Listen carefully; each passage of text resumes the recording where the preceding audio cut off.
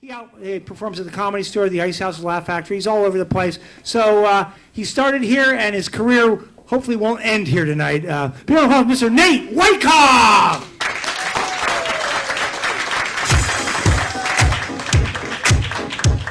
Thank you guys so much.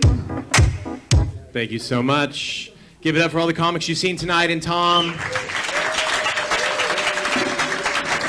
And Ron Ruman, who did the intro voice at the beginning. I'd like him to introduce me everywhere. It wouldn't be very good, though. It'd be like, please, welcome the man who didn't refill his gas tank and will probably have to call his wife to come pick him up because he's not an adult, Nate Wyckoff. Just a note of housekeeping. For those of you who haven't seen me, which is probably most of you here, I am from the East Coast. I meant to... Hold on. I say that because apparently I have an accent. It only comes out when I say certain things, though. For example, when I tell people here that I do not drink, it sounds a lot like I'm telling them, call me drunk at 3 a.m. and ask for a ride. I'm like a walking ride share to Californians. I do like being in Southern California, though. It's, of course, beautiful. There's lots to do. There's a lot of comedy. There's a lot of great opportunities. I recently did a suicide prevention benefit in Laguna Beach. Okay, you found that funny. That's all right. No, that's a serious deal, right? I mean, suicide, especially for comics, you may not know, suicide is the #1 killer of comedians, next to full-time employment. If Uber and Lyft went out of business today, it'd be a sad day for comedy. That's all I'm telling you. Yeah, I actually do have a full-time job. I teach English for nursing students, which is nursing students do exist, that's true. It's a lot like teaching financial planning to death row convicts. They know where they're going, and they know they don't need what I have to say when they get there. Yeah. Like I said, I'm a teacher, so I'm poor. It means I do a lot of thrift store shopping, and I like thrift stores, especially like Goodwill. Is anybody here? Okay.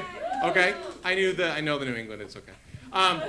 No, I like Goodwill. I feel though we're kind of in a high-end area here, if you're not aware. And I feel like a lot of people here don't understand what to donate to Goodwill. For example, this week I saw a brand new ski outfit. Ski boots to ski mask. If you don't understand what's wrong with that at a Goodwill, let me tell you. Those of us who shop there cannot afford to ski for a day, let alone put that to good use. I would need a loan, sir, and I don't have good credit, okay? I also used to shop at the Salvation Army. I don't do that anymore. They don't support gay rights, trying to do the right thing. But every time I'd walk, thank you. Every time I walked to Salvation Army, I would just have that thought, like, this has got to be the weakest branch of our military, right? Like, I don't know if the training's really slack. There's no way they're going to be sitting in Afghanistan spotting IEDs on the road. They can't even spot those Canadian pennies. Like, every time I got change back, I was like, I guess I'm going to Montreal.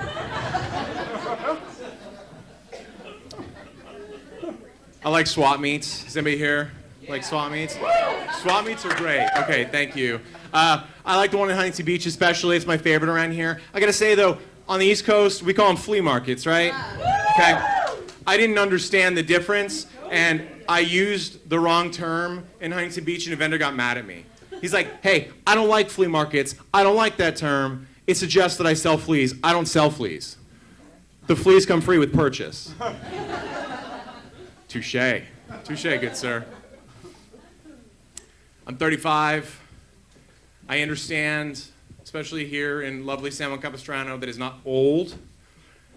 But it is about the time when you realize that a lot of things you expected you would have done as an adult haven't happened, and they probably won't happen because I'm doing nothing to make them happen. For example, I always thought I would have tattoos. I like tattoos. My wife's beautiful. She has tattoos. But I always told myself that I would get tattoos when I got fit. And that's a really creative way of making sure I never get tattoos. My wife likes guys that have tattoos, sleeves, you know, from like the wrist to the shoulder. I like them too, but that's a lot of tattoos. Like, I want my tattoos to have meanings, and I feel like I don't know that I have that many meanings. Like, I feel like you talk to someone with a sleeve and you're like, what's that? And he's like, oh, well, that's a three-headed dragon and represents my mother, my father, and my sister. And it's in a ring because we're always together. I'm like, that's beautiful. What's that one? That's a crystal blue stream. Represents when I baptized my son and my faith in the Lord. I'm like, oh, that's nice. What's that one? That's Mickey Mouse smoking a blunt. It represents the time I had $75 in Venice Beach.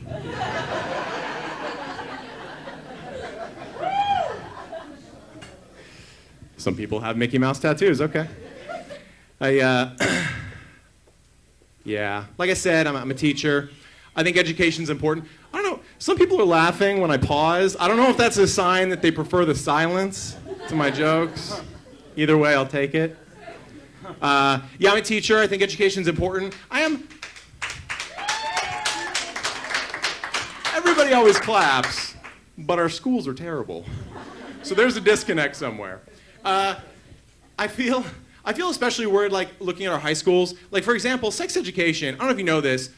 If you accept federal funds, which is all public schools in this country, you have to teach abstinence only as the method of pregnancy prevention. Abstinence. That's stupid for a lot of reasons, especially because you're paying money to teach kids how to not have sex, something most of us are pretty terrible at to begin with. I needed no help.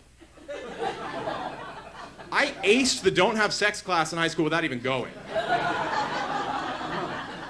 I was so good at not having sex in high school, they wanted me to tutor the football team.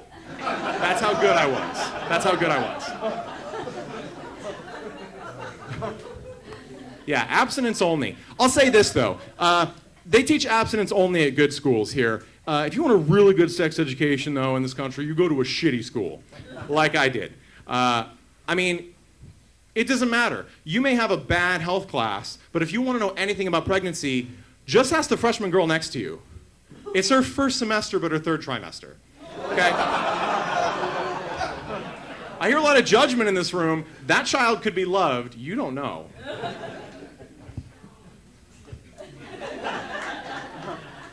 This is true, though. This is true. I went to a bad school, and we had great sex education. The first day of class, true story, it was in Wisconsin. This will tell you something. The first thing the teacher put on the overhead projector was a list of things an 18-year-old could do with a 16-year-old and not go to jail. You have never seen a class take such furious notes. Even the illiterate kid in the corner was scratching hieroglyphics on the desk. It's like, sun god, banana. I'm safe. I'm fine. I'm fine.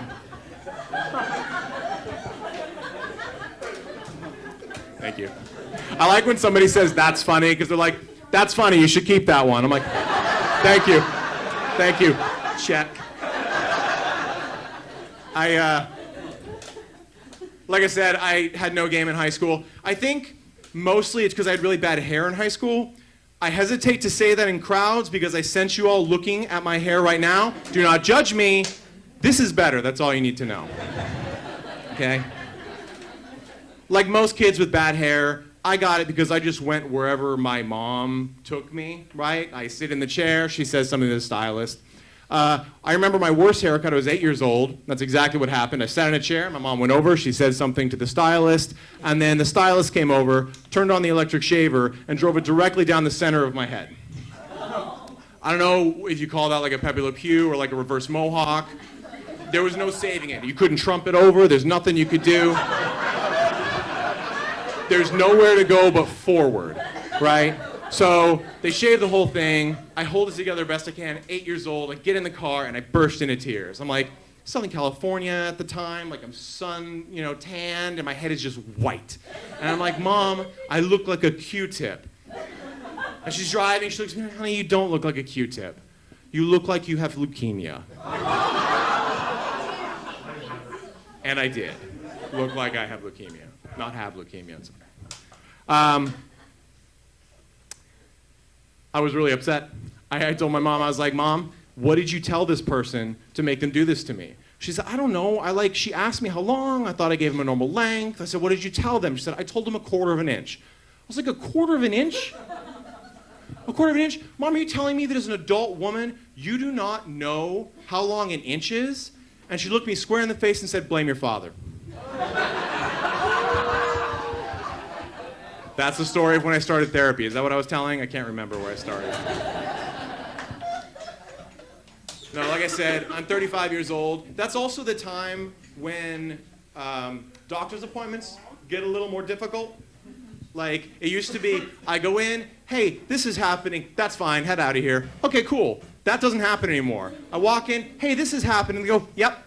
I'm like, "Is there anything else to follow up?" "No, that's going to happen forever." "Okay, cool. All right, I guess I'll leave." "No, you also need to lose 35 pounds. Okay. This is all new to me, but I heard it. This was last year. I'm like, all right, I'm going to take this to heart. So I called my mom. She's big into the keto diet. I don't have to explain that here, right? In Southern California, keto diet. No carbs, no fun, nothing. Okay? All right. So I did it. 2 weeks in, my mom calls me to see how I'm doing. She goes, "Honey, how's it going?" I said, "Mom, I have no energy.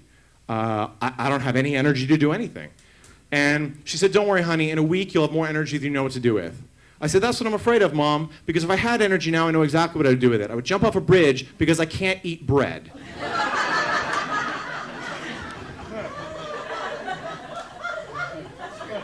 A lot of bread lovers in this room. I did, though. I did it, and I lost 10 pounds. And I thought that was really fascinating because I didn't realize that's how much the will to live weighed. It's okay, I gained it back. Both of them. Yeah. But I want to leave you guys with this. I tell people about the weight loss journey that I had because I'm serious about sticking to it. So the next time you'll see me, I'm probably going to be missing an arm because it's the only way I'm going to lose 35 pounds. Thanks so much, guys. My name's Nate Wyckoff.